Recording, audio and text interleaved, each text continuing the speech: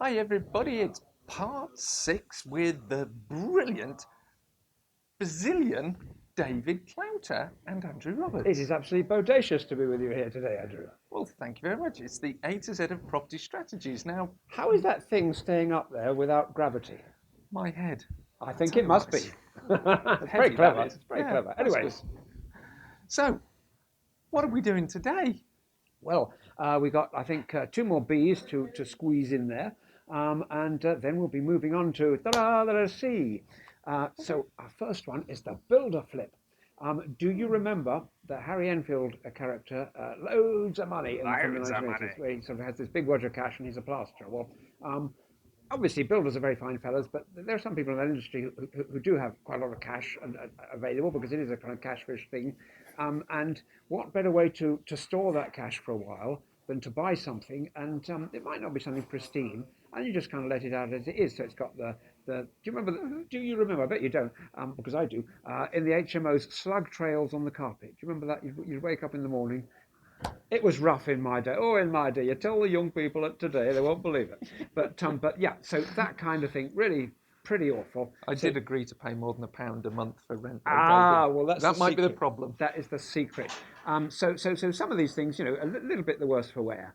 But what the builder does in the builder flips, he's working on the basis that even if he refurbs it and makes it sparkly, possibly because of its location or other factors, market factors, that he's not going to get his money back.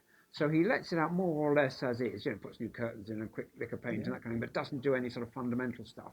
And then he keeps it 5 years, 10 years. There's been a bit of a market uplift, and that's the point where he sends his boys in, does a strip out, first fix, second fix, and all that kind of stuff.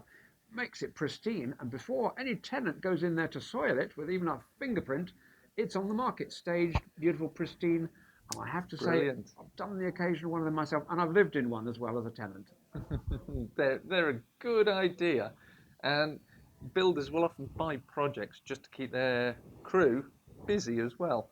And they can just do the flip without buying it and putting their tenant in, just purely to keep their guys working. And I think we covered it when we were doing our auction strategy. They'll often overpay just to get the work for their team. Yes, I mean, when I was in London, I had a team. Now I use people more sort of ad hoc, but yeah, and that's what I used to do sometimes. That's what I used to do. Sometimes. As long as I would sort of break even on them, everybody stays happy, and the guys are still there when the next bargain comes along. So yeah, Yeah, and totally. then moving down to So, the last ever B, and this is a thing that okay. is quite.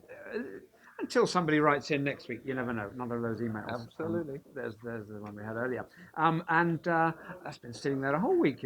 And a buyer's agent. This is something that they have in America, where it's a kind of estate agent where they don't work for the vendor, they work for the buyer, who are by definition particularly busy people.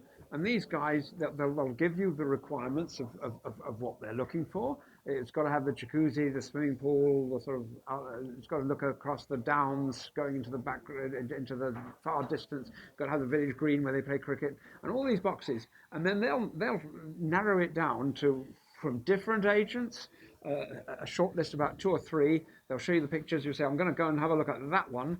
If you're not too busy Yep. even to do that, and the whole process. They'll also negotiate the price for you.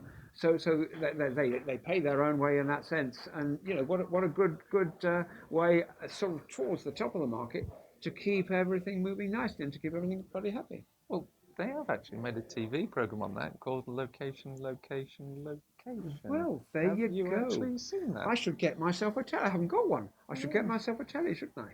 Well, it's been around for 20 or possibly more years. And I hope they're not watching this channel because they might get upset that we haven't seen it. But Well, buyer's agents is certainly something where there is a niche.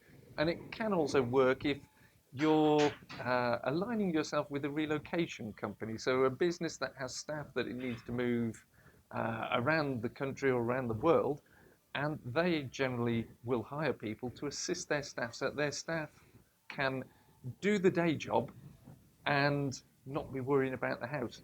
They extract a brief, they go find it, and then they deliver the property. fantastic, fantastic. And you're not stuck with the things that a one particular agent can't sell, all that sort of stuff. You actually get the creme de la creme, the best stuff. Perfect. So, any more bees for today? Unattended. Now, about my Saturday jobs, obviously my Monday job is walking around with a bandit board, which you saw last week. My Saturday job used to be a car park attendant, but then they made the car park unattended, and so I was out of a thing. So if you've got a bit, let's assume, I'm joking by the way, let's assume that you've got a piece of land that's sitting there, particularly if it's, say, near an airport or something like that, where the airport parking is horrendously expensive, then you might, as the farmer or whatever, have some parking that's available, and you might automate the whole process. You've got a guy who comes around every day ticking everybody, or you might even have just cameras focused at the number plates, all that kind of thing. But there's a machine where you can play, or there's a number where you can call, or a combination of both. And that's putting that land to quite good use. Yeah. And again, it might be a way of parking land that you one day want to get planning on, and you might be in a green belt or somewhere where you can't do that. So it's just quite a good way of monetizing land with minimum amount of effort on your part. You've just got to put a gate there that goes up and down as the cars go in.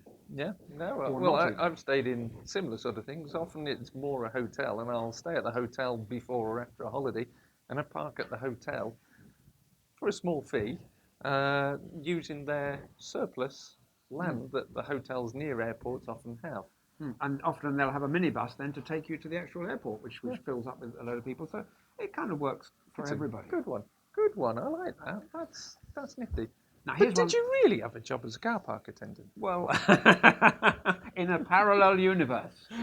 Okay. We'll stick with that one. So, C's. The next C is one that I'm not really advocating, and that is caravans. Oh, Jeremy Clarkson loves them. You know Top Gear? They do I a know. great program on caravans. What did he do? Did he drop one from a helicopter? That sounds Oh, like the kind all of thing he'd sorts do. of silly, crazy things. Wow. A sort of variation on holiday rets really is the people who go down to Skegness or whatever, and other fine seaside establishments are available, and they will hire a caravan for 2 weeks or something. Used to happen in our parents' day, didn't it? That's how people would do that. Maybe less so now, but investors are offered the opportunity to invest in these kinds of things.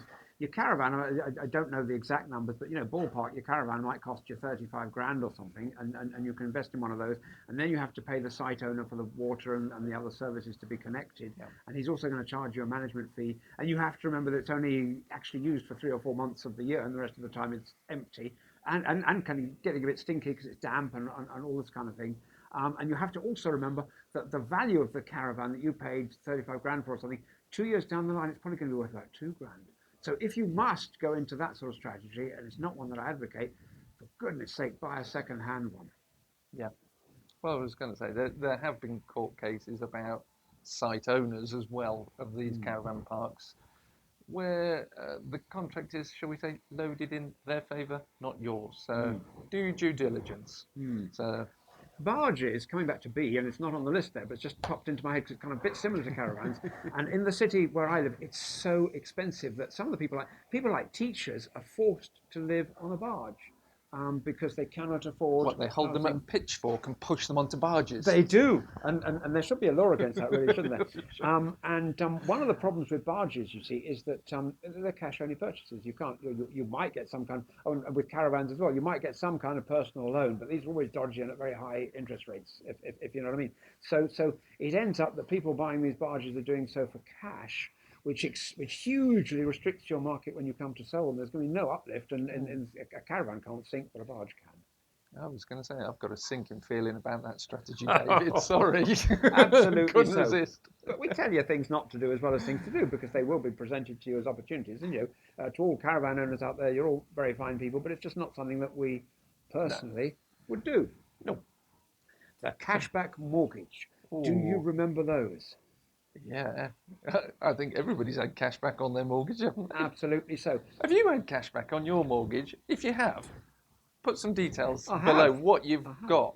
Right, I'm putting them now. There we go. Thank you. So there's mine. Comment below. And so what's the deal? You've got a 20 or 25-year loan. Over the course of the loan, you're going to pay a few £100,000 in interest. But to thank you for taking the loan, you're going to get, I don't know, £300 back and a bedside alarm clock, which is jolly nice. But particularly if you're buying your first home, it is quite nice. It's useful because no matter whether you're buying it as an investor or as a residential in that example, the cashback can be used effectively to fund a refurbishment or fund some other part of the project for you. And do you mind? Well, I always say look at the holistic cost of the finance you take. But if you need that little bit of cash back now to kickstart your refurbishment, it is worth looking into. Because cash flow is a very important thing. Totally. And an almost similar, very related strategy, because it starts with the words cashback, is cashback on completion, where if you're buying something from a builder, Yeah. they will again incentivize you to buy that by, again, giving you a little bit of cash. And especially if it's your first home, this might enable you to have something like carpets or a door or something kind of quite interesting like that in your home, which you might not otherwise have. You just have a piece of string where people come in, and you can't do that, let's face it. I hope my house has got a front door if I bought one off a builder. Oh my goodness! No. Well, mine fell off because the bit of string wasn't strong enough. So we just hook the string to one side now as we come in and out. It's difficult for the postman though. Yeah, I bet. So, do we have any more cash strategies? We do. There are we have some several of more these cash things. Oh, right. And I like so cash. it's the cash bingo bonanza. And we won't go back to the bees where it was cash in a brown envelope. No. That was in part 5. We if are you missed under it. no circumstances will we ever do that. So if you're watching this and you've got some kind of deal and you want to come to either us with a brown envelope, we'll tell you where to shove it. Right, which will be through the letterbox, obviously. If assuming you've got one. Cash purchase. Cash is king, they say, don't they? It's a very sort of well-used expression. But if you are a cash buyer, and if there's a house on the market where the owner is quite keen to sell, or where there is some reason why the property might They be want difficult to get a urgency mortgage, or whatever. either urgency or unmortgageability, one or the other, or both, then you can come in as a cash buyer and you can make an offer that if you're not ashamed of how low it is, it's not low enough. And so you can really get bargains, and you might even be able to next week put it on through an estate agent or something and get double for it or something like that, subject to reasonableness. But as a collector of properties, it's great if you can get more property for your buck, as it were. Yeah. Well, I was going to say, you know me, I like to embarrass those around me, and I have done today because sitting behind the camera, we actually have a small team of people helping, and I embarrass them firstly by asking for a free meeting room. Oops. Then I embarrass them by asking for free desserts to go with our meals. And, well, by jingo, we achieved.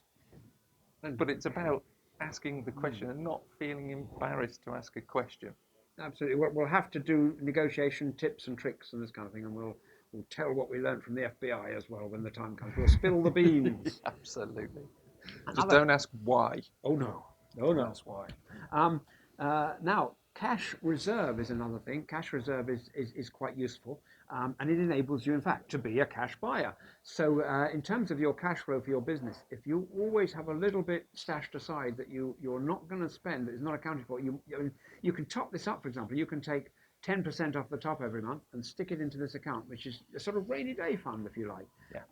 And it can be used for unexpected bills when 20 boilers fail all at once across your portfolio or something like that, and you've got an urgent need, or when those bargains come along, or anything. If you've got a bit of a cash reserve, and there's a good case to say for actually sort of borrowing slightly more and just keeping that little bit of rainy day cash available so that you can make it work for you very, very quickly. No, totally. Well, linking in with cash reserves, you've obviously got cash depositors, people who will give you cash for deposits, which is another way of having reserves. If you have a list subject to obviously meeting GDPR, registering with the OCI, the office, the Information Commissioner's Office, ICO, sorry, I'll get my letters the right way round, then you can keep yourself a list of investors who have cash that they're prepared to give to you as reserves as you need them to firefight.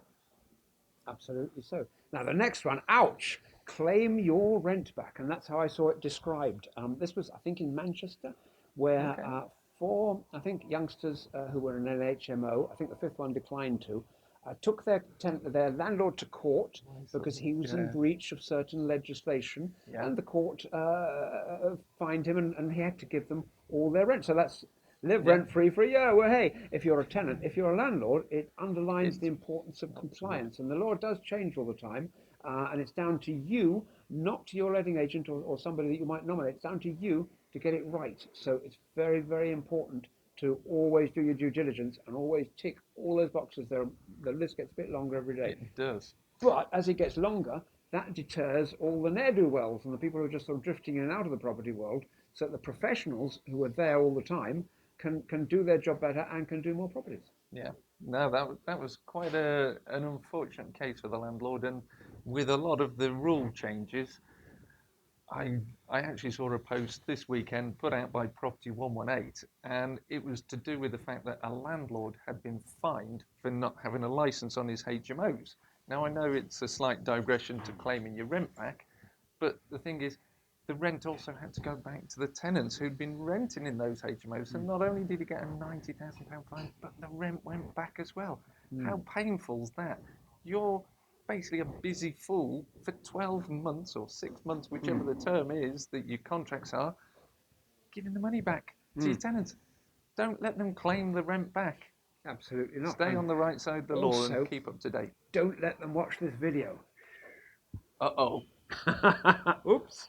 In the keywords below. So I hope they're not Googling, otherwise the tenants will see this Whoa. video. Now, there are two strategies next which both use the word collateralized. So I'm going to hand that over to you to deal with. But I did warn you in advance, to be fair. Collateralized debt obligation, collateralized mortgage obligation. Well, collateralization is basically where a lender will aggregate a number of mortgages and sell that mortgage book off. Now, as those of you who know me well, I used to work for a mortgage lender, and one of the things I did was price and decide whether or not to buy another mortgage lender's book. Now, I didn't do it on the 2007 Lehman Brothers type model, and that's no slander to Lehman Brothers, but I wasn't buying things that were overpriced and uh, underestimating the risk in the mortgage book.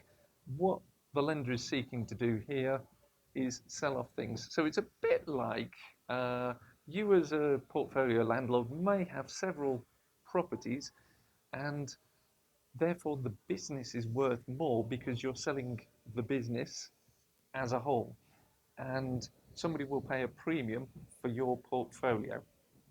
Now, the collateralized debt and the collateralized mortgage is basically where you either sell off the debt or you sell off the loan to somebody who is buying an aggregated book. Yeah, I think this gives us enough detail of that kind of thing, and it's kind of from the world of finance, but it's pretty important to the mechanics of how property works, and clearly there is money being made for that. We've just got time for one very quick other one, and that is companies owning premises in terms of buying them. And again, I think that's probably one to hand over to you. So we've got this lovely company making widgets PLC, and they're in this wonderful sort of prime bit of real estate, right in the slap bang in the centre of town. Widgets PLC isn't doing too well, but it's fabulous real estate. So what will we do, Andrew? Well, I thank you for that. I had no preparation on any of this, so thank you. Well, companies owning their own premises. Now, there's several ways of looking at this. You could be a sole trader, or an LLP, or an un-LLP partnership, a straightforward 1896 Partnership Act partnership, or you could be a limited company.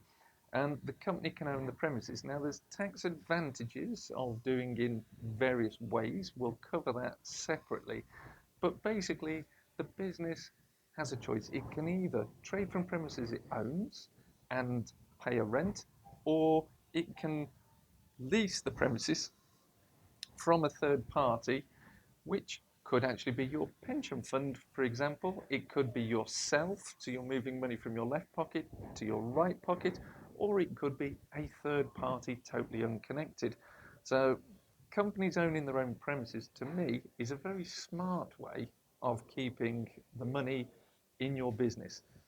From a banking and accounting point of view, banks and accountants go, oh, your gearing's looking high, so it could be adverse. So it might be the company owns its own premises through an investment business, and then you have your trading business. I would suggest looking at that as a very good structure, because the investment business gets investment asset reliefs. The trading business therefore qualifies for entrepreneurs relief. You put the investment asset, the premises, into the trading company, and it restricts your ability to get entrepreneurs relief.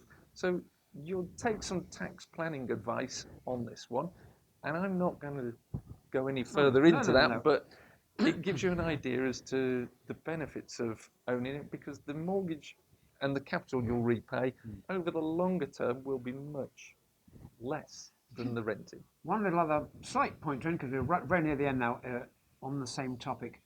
Investors, when they're looking at startups, will often specifically not want the startup to own its own premises, and I've been in that situation before, because they feel that it limits the potential for this startup to go from being sort of in a shed really to being General Motors. So if you own that shed, it sort of restricts you a bit. So that's a particular thing that might affect in the short term when you're looking for startup funding your new company.